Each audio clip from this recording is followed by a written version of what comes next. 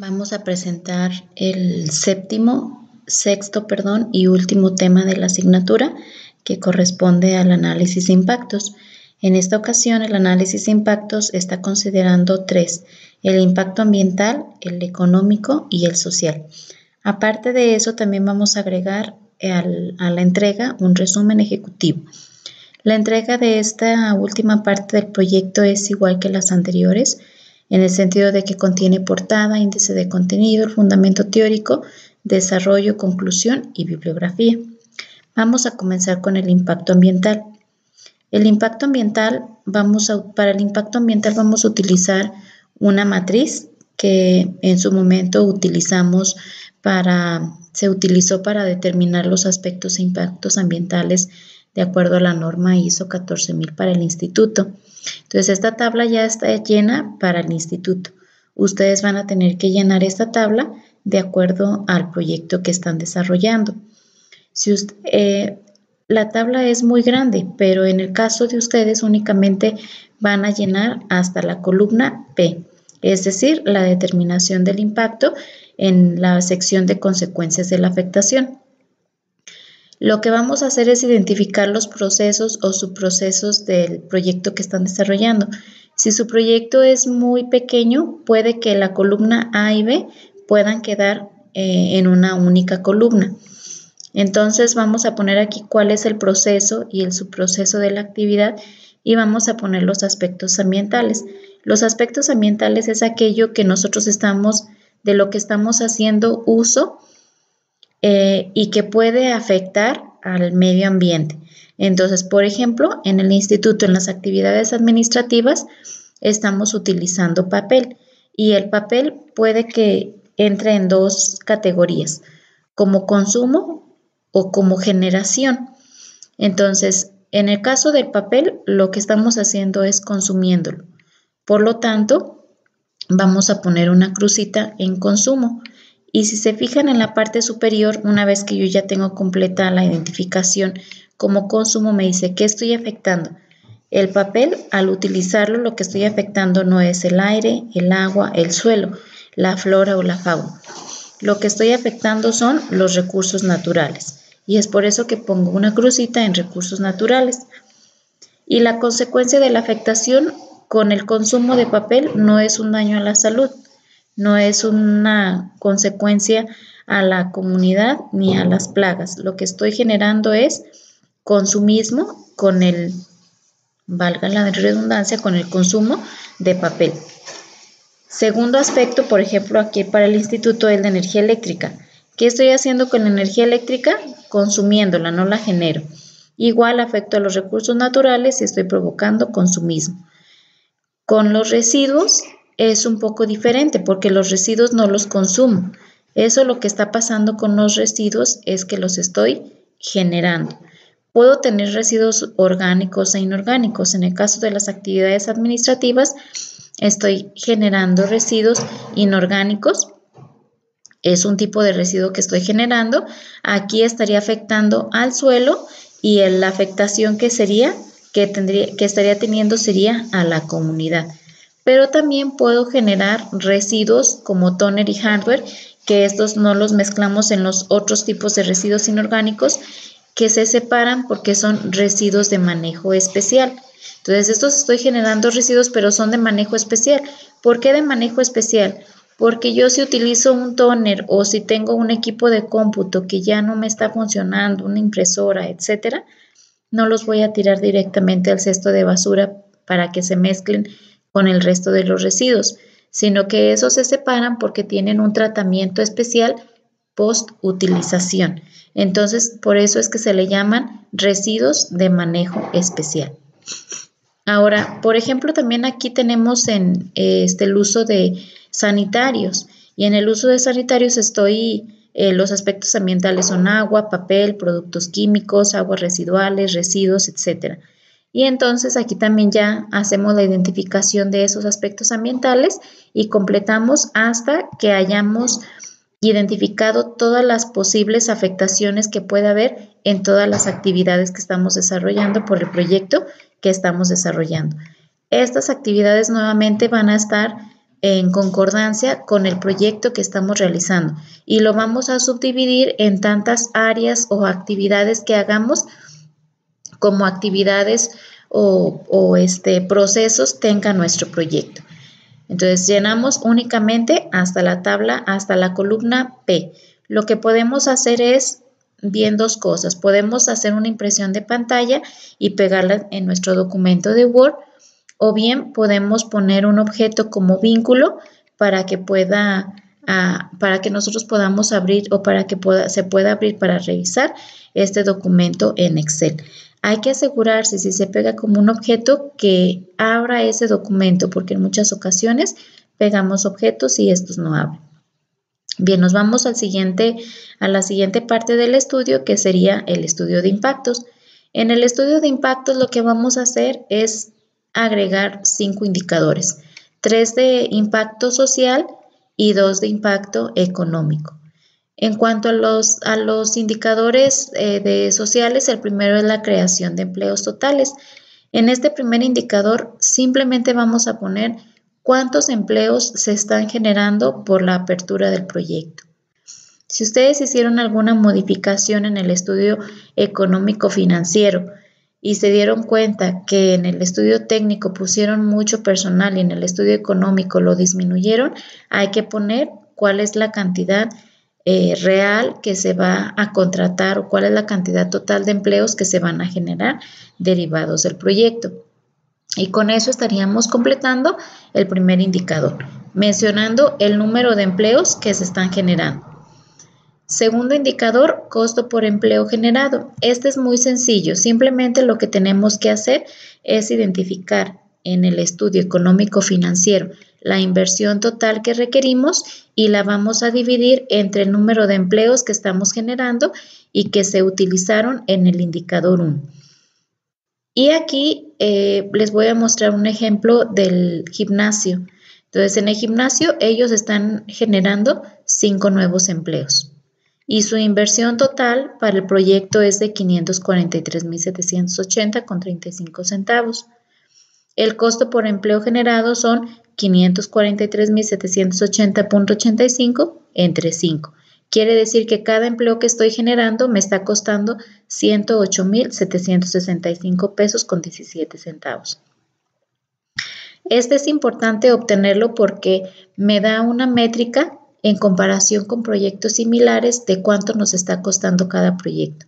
Este indicador se pudiera medir con otros proyectos similares y estimar cuál es su cantidad, su costo que cuesta para otros proyectos y asemejar para poder tomar también decisiones. Tercer indicador, valor agregado. El valor agregado se va a componer de varios aspectos. Entre ellos está la remuneración de empleos, el consumo de capital fijo, que es la depreciación, el excedente de explotación, que son las utilidades, y los impuestos menos los subsidios. Entonces, también les puse aquí algunos ejemplos y en el caso de la remuneración de empleados, vamos a estimar cuánto es lo que me cuesta pagar a mis trabajadores por todo el tiempo que ellos van a estar, bueno, no por todo el tiempo, sino el valor agregado, en este caso para este proyecto, se está generando a 5 años. ¿Por qué a 5 años? Porque el proyecto se proyectó, valga la redundancia, se proyectó para un periodo de 5 años. Entonces, en el caso de la remuneración de empleados, lo que estamos haciendo aquí es que me dice que por 5 empleados estamos pagando 11,100 pesos cada mes. Entonces, lo que hacemos sería multiplicar 11,100 pesos por 12 meses por 5 años. Y esto equivale a 666,000. Entonces, nos vamos un poquito más abajo y observamos que el valor agregado para mi remuneración de empleados es de 666,000. Y luego la siguiente parte es la depreciación. ¿De dónde vamos a obtener nosotros el valor de la depreciación? de nuestra plantilla que les había presentado en el estudio anterior, hay una pestaña que se llama depreciación. Lo que vamos a calcular es lo que estamos, la depreciación que estamos pagando, por así decir, generando por año con los activos que hemos comprado, con los activos que tenemos. En este caso, la depreciación es la suma de el cargo anual, que en este caso son 56,000 por los 5 años que estamos haciendo la proyección. En el caso de ustedes, también únicamente hagan la sumatoria del cargo anual dependiendo de los años que lo hayan hecho. Entonces, en su caso,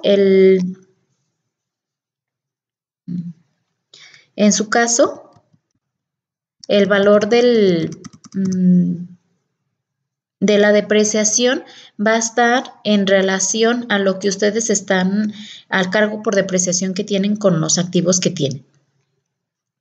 Siguiente aspecto, dentro del valor agregado está el excedente de explotación, y el excedente de explotación no es más que la suma de los 5 años de la utilidad neta que tenemos. ¿De dónde lo van a obtener ustedes? Del estado de resultados o de la pestaña de flujos netos de efectivo. Sus flujos netos de efectivo sería el excedente de explotación. Y por último, los impuestos también lo obtenemos del estado de resultados. En el caso de los impuestos, por ejemplo, aquí sería el concepto por ISR que tenemos en la penúltima columna, la suma de esos 5. Ahora es importante mencionarles que si su proyección es a 5 años, el valor agregado para estos 4 conceptos tendrá que ser de 5 años. Si su proyección es a 3 años, también el valor agregado tendrá que ser a 3 años que ustedes hicieron la proyección para los 4 elementos que conforman el valor agregado. Bien, terminamos con los indicadores sociales, nos vamos con los económicos, y el primero es el incremento de la producción total. El incremento de la producción total se obtiene sumando las ventas durante esos 5 años, en el caso, por ejemplo, aquí del gimnasio, se hace sumando las ventas generadas durante esos 5 años. En su caso, también lo van a obtener del estado de resultados y es el ingreso por ventas. Entonces, por ejemplo, aquí serían la suma de los 5 años de ventas que tenemos para todos los productos. En el caso, por ejemplo, de la pingüica, estarían teniendo ingresos tanto por los sobres de agua como por el sobre de té. En el caso del jabón, bueno, si lo dejaron únicamente para el jabón líquido, serían las ventas por jabón líquido. En el caso de las tostadas, únicamente de tostadas. En el caso del bar, pues serían por todos los productos que están vendiendo y así sucesivamente. Bien. Y el último indicador es relación producción total inversión. Aquí sería también las ventas que estamos teniendo entre la inversión total. Entonces, mis ventas son 2,150,400 pesos en esos 5 años y la voy a dividir entre la inversión que que necesito para mi proyecto, que es 543,780 pesos. Y mi valor me da 3.95 pesos. ¿Qué significa? Que por cada peso que estoy invirtiendo, estoy vendiendo 3.95 pesos. Eso es mis 5 indicadores que vamos a agregar en los impactos económicos y sociales. Y por último, nos vamos a lo que es el resumen ejecutivo. El resumen ejecutivo es un extracto, es como su nombre lo dice, un resumen de todo el proyecto realizado. Entonces, en el caso del resumen ejecutivo, básicamente lo que nos ayuda es a poner información que a los inversionistas les es atractiva. El resumen ejecutivo se hace para que los inversionistas que estén interesados en invertir en proyectos de este tipo, en proyectos económicos, puedan conocer su proyecto y puedan decidir a partir de los números que tienen y de otros datos si invierten en su proyecto o no lo hacen. Estos son algunos elementos básicos que contiene un resumen ejecutivo. No significa que ustedes los tengan que tener todos. Si ustedes dicen, ay, es que a mí se me hace importante tener la maquinaria y equipo y no la tengo aquí, la voy a poner. Está bien. La extensión del resumen ejecutivo va de una página a 3.